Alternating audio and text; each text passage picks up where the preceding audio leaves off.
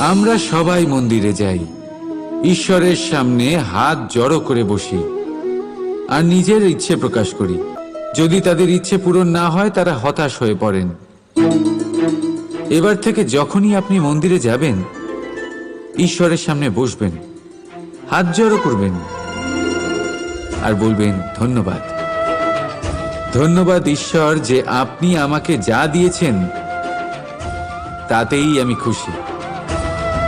শুধু আমাকে পথ দেখাবেন যে কিভাবে আমি নিজের কর্মের দ্বারা, শুধু আমার কর্মের দ্বারা সেই সব পেতে পারি যা আমি চাই। ঈশ্বরের থেকে শুধু চাইতে গেলে তাহলে ঈশ্বরের কাছে নিজেকে অনেক ছোট মনে হবে। কিন্তু যদি নিজের কর্ম করে তারপর ঈশ্বরকে ধন্যবাদ জানান, তাহলে সঠিক রূপে আপনি ঈশ্বর লাভ করবেন।